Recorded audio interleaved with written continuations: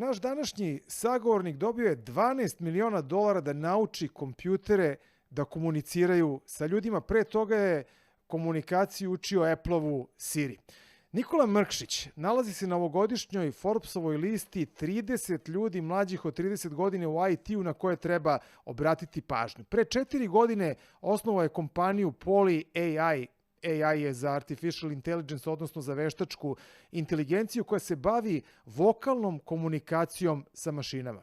Završio je matematičku gimnaziju, a studije je nastavio na univerzitetu u Cambridgeu gde je doktorirao. Nikola Mrkšić javlja nam se iz Londona. Nikola, hvala što razgovarate za RTS. I hvala vam na pozivu. Nikola, da bih napravio ovaj razgovor, ja sam morao da napravim barem 20 operacija sa ovim digitalnim spravama koje koristim.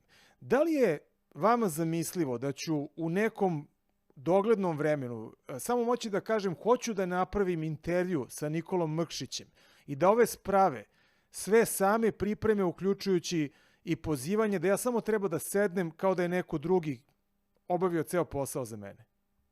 Apsolutno, apsolutno. To je između ostalog nešto na čemu i mi radimo, na čemu i velike tehnološke firme rade. Ideja je da, ako ne u jednoj rečenici, možda sistem postavi samo neko potpitanje i kaže preko koje video conferencing aparata želite da pričate ili u koje vreme, ako niste rekli na početku, ali u svakom slučaju to je nešto što može da bude vrlo fluidan i jednostavan razgovor između vas i mašine. I da se desi dosta lakše nego sve te integracije koje trenutno morate sami da odredite. Čime se zapravo bavi Poly AI? Znači, Poly AI je firma od oko 50 ljudi u Londonu sa kancelarijama u Americi i u Singapuru i mi pravimo konverzacione sisteme ili voice assistants na engleskom, znači nisam siguran koji bi bio najbolji srpski izraz, ali ajde da ne kažemo govorni automat jer to zvuči kao nešto već prevaziđeno, ali to su sistemi koji se javljaju na telefon kada zovete korisničku podršku, bilo da zovete telekomunikacionu firmu ili banku ili ugostiteljski objekat i pravite rezervaciju, žalite se na uslugu, imate problem sa povezivanjem na internet i treba vam pomoć. U svakom od tih scenarija naš sistem se javi i razgovara sa vama potpuno isto kao što bi i veoma dobro obučen operator u call centru to radi. Ali kako je to moguće ako znamo da ljudi imaju akcenat, govorne mane, znači ne govore svi čisto da bi kompjuter to lako razlučio? Apsolutno, i apsolutno ste u pravu. Što se tiče toga gde je ta tehnologija sada, da bi u opštem slučaju vi rekli bilo šta ili ja ili bilo ko koji govori, ne znam sad, bilo koji dijalekt srpskog jezika i da se to napiše tačno kako treba, čak i ako pričaju o nečemu veoma specijalizovanom i vokabular je veoma komplikovan, to nije problem koji je za sada savršeno rešen. Međutim, ako razgovarate sa sistemom koji zna otprilike šta vi pokušavate da postignete, taj sistem zna šta da očekuje i zna da recimo ako rezervišete restoran da je sledeće što ide verovatno datum ili broj ljudi ili pitanje u vezi parkinga ili pristupa ili čega već, tako da ti sistemi onda znaju šta da očekuju. Samo na primjer u Britaniji ima 67 poddijalekata engleskog jezika gde neko kaže three, neko kaže free i u svakom slučaju to je nešto što kada se čak nemaju svi Vuka, kada se pretoči u tekst, znači to jednostavno zvuči drugačije, izgleda drugačije i sistemu nije očigledno šta to treba da znači. Međutim, ako istrenirate veštačku inteligenciju koja je specijalizovana da upravo odradi taj jedan zadatak, ona zna šta ta reč znači u tom kontekstu. I mi kao ljudi, razlog što tako dobro razumemo jedni druge je što smo ceo život učili kako da razumemo, kako da koristimo kontekst. I tako naši sistemi imaju pristup tom kontekstu i onda su mogućnosti da uvek izvuku pravu nameru korisnika, čak i ako možda nisu zapisali tačno ono što treba. A mogu li kompjuteri da razumeju emocije koje ja imam kad hoću nešto da uradim? Znači nije isto, neku rečenicu ja mogu da izgovorim na različite načine, u jednom trenutku sam ljut, u drugom trenutku to govorim sasvim blago. Kako to kompjuter može da razlikuje? Naravno. To je jedan od težih problema, čak i sa akademske strane. To razlučiti jedna rečenica koja ima potpuno iste reči, da li je pozitivna, negativna, jer različiti ljudi imaju različite temperamente i govore na različite načine. Sad, moguće je to detektovati, ali u principu ono što mi trenutno radimo, što je najbitniji korak ka razvoju veštačke inteligencije je da znamo kada nam ne ide preterano dobro. I ako nam ne ide preterano dobro i naš sistem se muči, mi prebacimo korisnika na call center, jer mi ne želimo da trošimo tu dobru volju i kapital korisnika. Znači, ipak postoji neki živ čovek koji može da preuzme posao kompjutera kad stvari ne idu kako treba. Apsolutno, i to je ideja. Znači, naši sistemi mogu da automatizuju čak i recimo 80-90% svog saobraćaja koji ide u call center, ali za nekih 10% slučajeva ili za možda korisnike koji pitaju neko veoma retko pitanje ili korisnike koji su, ne znam, premium korisnici za koje stvarno želite svoje najbolje operatere, njih i dalje čuvate za razgovor sa nekim od vaših najboljih operatera, dok za repetitivna pitanja, za stvari koje su stvarno, možda su korisnici već mogli da odu na website i da nađu odgovor na to pitanje, za to može i automatski sistem da pruži rešenje. Tako da nama je ideja da sve više i više automatizujemo, da bi na kraju možda i došli do blizu 100% automatizacije, ali nije ideja zameniti ljude. Ideja je da ti call centri koji trenutno nemaju dovoljno ljudi, nikad nemaju dovoljno ljudi, interesantan podatak je da 2% populacije u Britaniji i u Americi radi u call centrima. I to je pored svog outsourcinga koje oni rade za svoja tržišta u trećim zemljama. Tako da postoji stvarno neverovatna potreba za sve više i više ljudskog kapitala u tim call centrima koji jednostavno nije tu. I tehnologija nam je potrebna jer proizvodi sve što koristimo je sve komplikovanije. Korisnička podrška, potreba za korisničkom podrškom samo raste i raste. Tako da nam je tehnologija neophodna da bi uspeli da pružimo taj. To hoćete da kažete da vi zapravo nikome ne otimate posao? Ne. Naši najuspešniji deploymenti, to je projekti do sada, su bili sa firmama gde jednostavno nije bilo dovoljno ljudi da odrade neki posao. Daću vam primjer. Recimo, radimo sa velikim ugostiteljskim firmama gde su, recimo, pre nego što su naši sistemi bili primjenjeni tamo, recimo, konobari u restoranima su se javljali na sve pozive. I sad, pošto ljudi zovu oko ručka, oko večere, kada su ti ljudi zauzeti i nemaju vremena da se jave na telefon, oko 30% poziva niko se ne bi javio. I sada, nakon što smo mi primenili naš sistem, ljudi zovu, sistem se javi svaki put i ukupno oko 8% više rezervacija se desi kada to radi veštačka inteligencija u odnosu na kada to rade ljudi u restoranima. Sad, mi nikome ne oduzimamo posao, samo tim konobarima dajemo šansu da stvarno rade svoj posao daleko opuštenije, jer ne moraju svako malo da trče na telefon. Sad, s druge strane, ljudi nekad umeju da se iznerviraju kada im živ čovek odgovara mehanički. Šta se dešava kada shvatim da razgovaram sa mašinom? Da li su vam iskustvo da ljudi na to reaguju negativno? Znači, prvo, mi na početku razgovora kažemo, ja sam digitalni agent, kako mogu da vam pomognem. To kažemo vrlo brzo, da ne bi baš skretali previše pažnje na to. I ono što je vrlo zanimljivo je da kada ljudi kažu nešto i vide da su dobili odgovor kao što bi dobili od čoveka, brzo, efikasno, bez čekanja, onda se gradi to poverenje. I ljudi, ako sve ide kako treba, vrlo rado vode taj razgovor.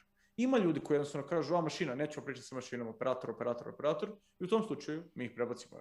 Nema smisla siliti. Međutim, to je daleko manje, to je negde između 4 i 5% ljudi. Svi ostali vrlo rado pričaju sa virtualnim agentom, a mi ako osetimo da razgovor ne ide kako treba, da nemamo odgovor, mi onda kažemo, izvinite, nemamo odgovor na to pitanje, ali prebacit ću vas jednom od svojih ljudskih kolega. Treba li da budemo ljubazni sa vašim mašinama, sa vašim robotima, ili možemo da budemo i grubi prema njima? Kako će oni reagovati ako sam ja besan? Pa iskreno, verovatno će raditi malo slabije, jer ipak većina ljudi s kojima pričaju koriste neki blaži ton, i što u principu jedna zanimljiva stvar je da što duže rečenice koristite, to će te mašine bolje da rade, jer tehnologija je tako podešena i što više signala dobije od vas, to će bolje da vas razume. Tako da mnogi ljudi misle da treba pričati sa veoma kratkim rečenicama. 3 ljudi, sutra, 2 popodne, ali mnogo bolje reći, pa mislili smo da dođemo u 2 popodne. Tako da, jedan prijatan razgovor je nešto što je u principu najbolji način da dođete do kraja tog razgovora sa mašinom. Ali ona nema osjećanja. Ako želite da je psujete pri svakom koraku, možete to da radite, međutim možete da je zbunite. Neće se naljutiti, neće prekinuti razgovor i reći, ja sam programirana da sa ljudima koji su grubi ne razgovaram. To za sada ne, ali u budućnosti možda. U svakom slučaju mi bi uzeli to vaše psovanje ili neprijatnost kao signal da ne uživate u razgovoru, i onda bi vrlo verovatno ranije bi poslali vas ljudskom operateru nego neko drugo korisnika. Ali zar nije logičnije da će mašina možda lakše da me smiri, jer kod operatera možda mogu da izazovem takođe negativnu emociju, a kod mašine to ne bi smjelo da se desi? To je tačno, međutim, ono što je, ja sam jako puno vremena proveo u call centrima širom Britanije i neverovatno je koliko su to prijatni i dobri ljudi u tim call centrima koje po ceo dan i noć zovu ljudi i deru se na njih i žale se njima kao da su oni krivi za tu njihovu situaciju. I sad tu moram da pitam, kakva je njihova reakcija kada im kažete ovo što vi radite može da radi mašina koju ja pravim? Mislim da je u principu za ljude koji imaju duge karijere u call centrima, to su ljudi koji se zovu tier 2 ili tier 3 agenti, koji služe da obučavaju nove agente i kada im kažete da bi za dosta tih stvari jednostavnijih mogli da jednostavno imaju interfejs gde veštačka inteligencija kažu, promenjen je meni, ovo je sada odgovor na ovo pitanje. Njima je to u principu daleko udobniji način da rade svoj posao. Sad za agente koji su da kažemo novi u poslu, mislim da je svima interesantno, jer očigledno je da se to neće baš desiti preko noći. Ekonomija, tehnologija je uvek eliminisala one najjednostavnije poslove. Tako da postoji objektivno rizik da ovo može uticati negativno na labor market, Ali šta da radimo? Šta je zapravo krajnji cilj vašeg posla? Kada razmišljate o tome šta želite da postignete ili gde želite da se Poly AI razvije, šta bi to bilo? Nama je cilj da vam kažem, recimo ja sam radio za Apple i Siri ima blizu 2000 ljudi. Alexa, Amazonov asistent, ima 14.000 ljudi i raste. Znači, to su veoma komplikovani sistemi koji u odnosu na investiciju koja je uložena u njih nisu postigli tako puno. Nama je cilj da napravimo sisteme koji će stvarno biti, što bi se na engleskom reklo, value add, koji će pomoći tamo gde su primenjeni, treba da poboljšaju iskustvo i onoga koji zove i onoga u call centru koji pokušava da se javi na sve te pozive. Tako da, u principu, nama je cilj da napravimo što više tih dobrih iskustava i da dokažemo da ova tehnologija stvarno ima budućnost. I za sada nam ide jako dobro. Imamo jako puno klijenata kojima smo pomogli da povećaju prihode i da smanje troškove. Tako da, cilj nam je jednostavno da validiramo ovu tehnologiju. Smjeli biste da kažete ciljem da budemo veći od Alexe i od Siri? Da. S time što morate uzeti u obzir. Mi prodajemo naš proizvod velikim firmama, dok oni prave consumer product za korisnike koji interaguju sa svojim hardverom. Tako da oni nisu nama, mi se ne takmičimo sa njima. Šta više, sve te pare koje Jeff Bezos upumpao u Alexu su za nas jako dobre, zato što su podigle nivo interesovanja za to što mi radimo, a i zato što su tim firmama koji kupuju našu tehnologiju rekli da budućnost dolazi, da su te navike potrošača promenjene, jer svaka druga kuća u Americi sada ima Alexu ili Google Home uređaj. Tako da te navike se menjaju, deca odrastaju razgovarajući sa tehnologijom, tako da ta budućnost je tu iza ćoška. Je li to dobro ili loše što neko odrasta razgovarajući sa tehnologijama? Takođe, jeste li razmišljali vi da možda ipak uđete u to tržište, znači da zagrabite nešto i od te konzumenske tehnologije? Kada pravite startup, jako je bitno da budete fokusirani i nama je za sada, mi smo, što se engleskom kaže, B2B kompanija, mi smo firma koja prodaje drugim firmama. Kada pravite taj consumer product, u tom slučaju vi imate ponudu koja je malo drugačije funkcioniše, distribucija je drugačija, tako da za sada ne, veoma smo skoncentrisani na to da velikim firmama pomognemo u ovome, a dalje ako budemo jako uspešni i privučemo još više kapitala i izgradimo poziciju u tržištu, vidjet ćemo. Je li vam opterećenje taj kapital koji ste dobili? To nije mali novac, ako sam ja dobro razumeo, $12 miliona da biste razvili ovu stvar. Znači, neko ima i očekivanja. Do sada smo digli blizu 30 miliona finansiranja, tako da i to vrlo ozbiljnih američkih i nekih britanskih venture capital firmi. Iskreno, to jeste jedno očekivanje i pritisak, ali je to bilo isključivo pozitivno, zato što nemate više to opterećenje da li ova firma treba da ima prihode koji rastu, šta ja od toga treba da uzmem sebi ili svojim zaposlenima, koliko da uložim u rast, a koliko u nešto drugo. Kada dignete tako puno novca i uložite u taj rast, onda vam ambicija postane krajnje megalomanska i idete na to da napravite najveću moguću i najuspešniju firmu. I to za mene do sada bilo jedno stvarno neverovatno iskustvo i svakom bi to preporučio. I upravo to sam pitao malo pre, pa nisam dobio savršen odgovor, a to je pitanje, možda se ne razumemo dobro, možda bih bolje sa robotom razgovarao, ali pitanje je bilo zapravo koja je to megalomanska ambicija koju imate, koju biste smeli da podelite? Pa ne, nama je cilj da od ove kompanije stvarno napravimo ogromnu kompaniju koja će da bude i publicly traded, koja će biti nešto što je deo vašeg svakodnevnog života. Zovete lupam, frizera da rezervišete, zovete restoran, zovete aviokompaniju, gde god pričate sa korisničkom podrškom, mi želimo da budemo deo tog razgovora. Želimo da vam pomognemo, da nemate tu svakodnevnu frustraciju kad god nešto ne možete lako da postignete sa bilo kojim proizvodom s kojim interagujete ili koji kupujete ili kada imate probleme, kad naručujete hranu, bilo što. Jednostavno želimo da ta human-computer interaction postane mnogo, mnogo glatkija i da vam pomogne čak s druge strane da oslobodimo ljudski kapital koji je trenutno zarobljen u tim call centrima. Sad, malo pre sam se našalio kad sam rekao da razgovaram sa robotom, a sad se ne šalim. Da li bi bilo moguće napraviti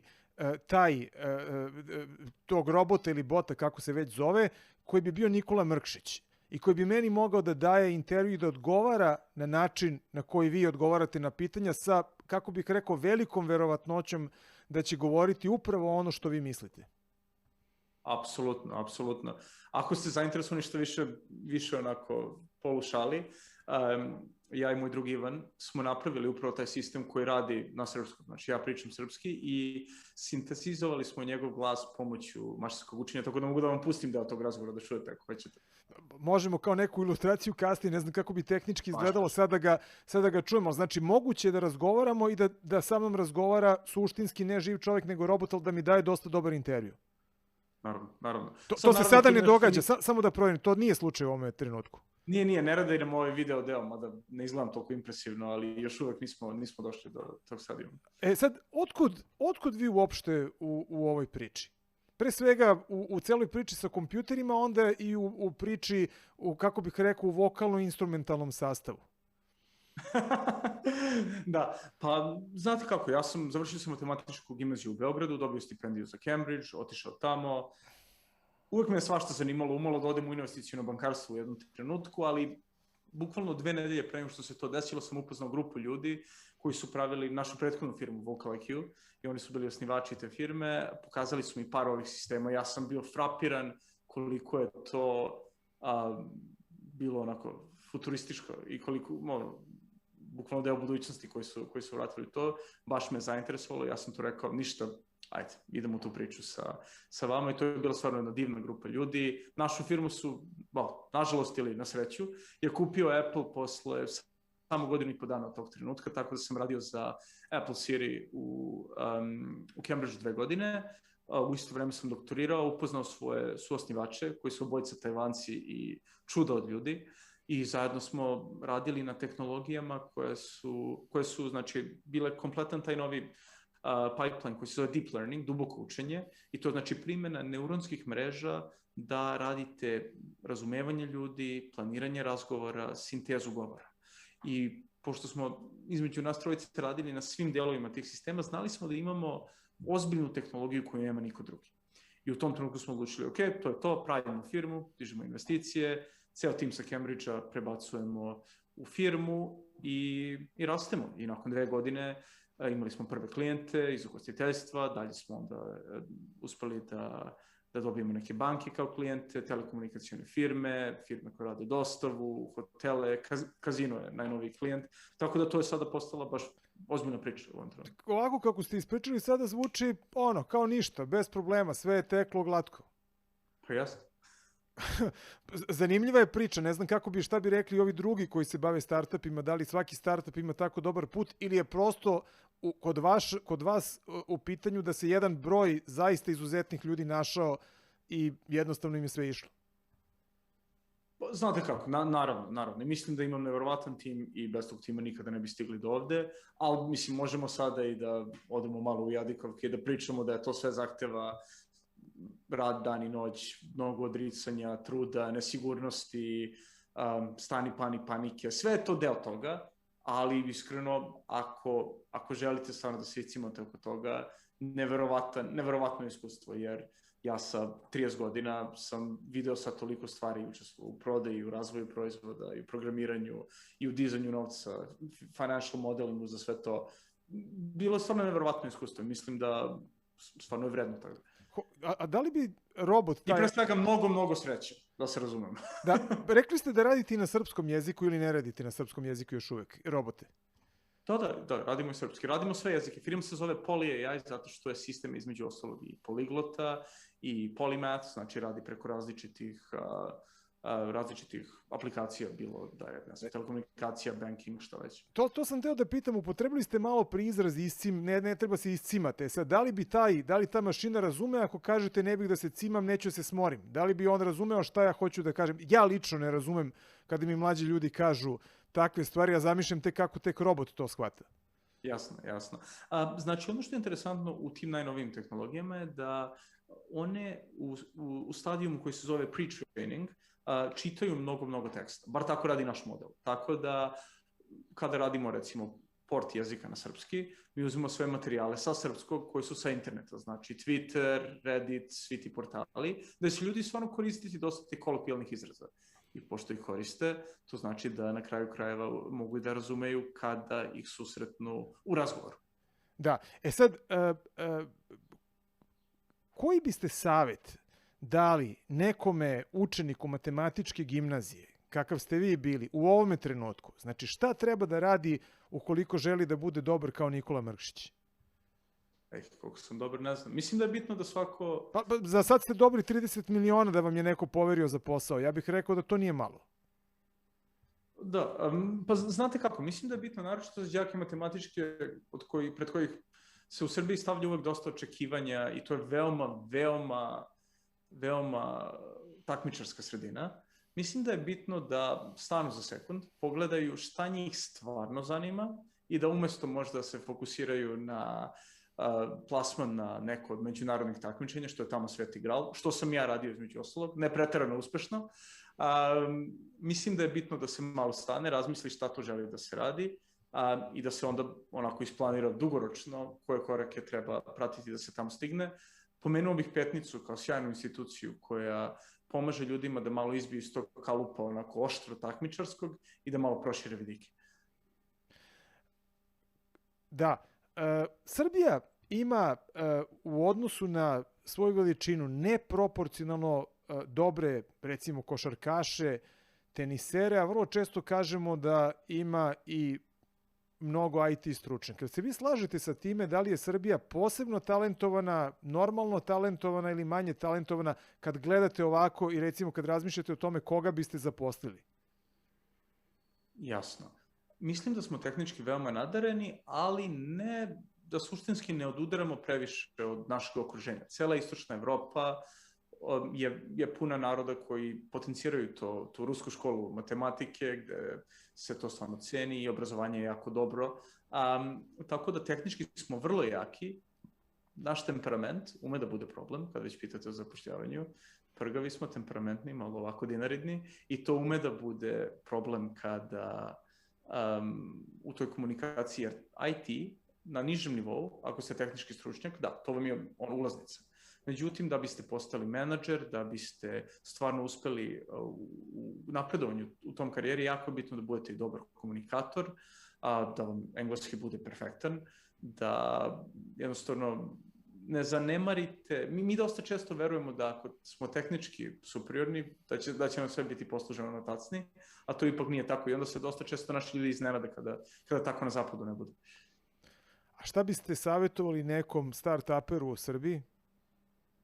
Ja mislim da u Srbiji ima jako dobrih kompanija. Mislim da srpski IT sektor stvarno jedno, pa čak i iznenađenje, da je vrlo uspešan i jako dobar. Mislim da nisam ja tu pozvan da dajem neke preterano bitne savete. Ti ljudi rade u mnogo težim uslovima nego ja ovde I to su često kompanije koje su stvorene neverovatnim odricanjem ljudi zato što su bootstrapovane, što znači da nemaju pristup enormnoj količini kapitala koje investicione firme investiraju u firme ovde ili, ne daj Bože, u Americi gde imaš više para. Tako da mislim da nije zgoreg kada se radi prodaja, odmah biti veoma ambiciosni. Recimo, Izraelci su najpozitivniji primer s ove strane okeana. Sales office, čim imate malo kapitala, pravite u Americi, jer to je jedino tržište na kome se prave enormno velike firme. I možete da imate najbolji proizvod na svetu, kupit će vas 5 godina kasnije daleko manje tehnički sposoban američki kompetitor, koji će moći da poraste brže jer ima bolje tržište na raspolaganju, tako da ne treba to odlagati, fokusirati se na domaće tržište, znači svakako razvijajte proizvod u Srbiji, ljudi su sjajni, ali prodaja mora da bude u Americi da bi se napravile globalno bitne firme. Sad, hoćete li vi možda, ste razmišljali o tome da li biste otvarali neki ogranak u Srbiji? To je nešto što bi ja svakako voleo u nekom trenutku da uradim i voleo bih da provodim više i više vremena u Srbiji. Nadam se da će me život za još jednu deceniju u Srbiju vratiti. Ali da, to je nešto o čemu razmišljamo. Za sada je firma prilično koncentrisana ovde i nije tako velika, ali u budućnosti svakako. Sad za kraj, 2 stvari koje me zanimaju. Jedna je, ako bih vas pozvao telefonom tu u kompaniju, ko bi mi se javio? Sekretarica ili automatska sekretarica, odnosno robot? Pa znate kako, mi smo toliko jedna nova firma da i nemamo neki određeni broj na koji treba da nazovete u principu sve te klijente. Ne, više sam ciljao na to da li to što pravite koristite pre svega kod sebe. Znači, da li ste napravili da se vama robot javlja na telefon ili još niste to uradili? Naš osnovni kriterijum za svakog klijenta je da ima 500.000 poziva. Nažalost, još uvek nemam 500.000 zainteresovanih klijenata koji me zovu godišnje, ali čim budemo imali i tu će se naći Poly AI asistent. Šta vam znači to što ste 30 under 30, sad ja sam počeo na engleskom, 30 ispod 30, znači tih 30 najinteresantnijih ovogodišnjih ljudi u IT-u? Ništa posebno, pravo da vam kažem. Je li bilo više poziva, ne baš 500.000, ali malo više poziva nego inače? Jeste. Svakako je bilo više interesovanja, ali nije nešto o čemu previše razmišljati, pravo da vam kažem. I za kraj samo, jeste li se vakcinisali? Jesam. Tu u Britaniji ili u Srbiji? Proveo sam u Srbiji neko vreme, tako sam se u Srbiji vakcinisao. Da. Nikola, hvala vam za ovaj razgovor. Bio ovo Nikola Mrkšić. Hvala vama. Da. Bio ovo Nikola Mrkšić, suvlasnik i osnivač kompanije Poly AI, koja se bavi veštačkom, odnosno komunikacijom između ljudi i kompjutera, vokalnom komunikacijom između ljudi i kompjutera. Nikola, hvala još jedan put. Hvala vam.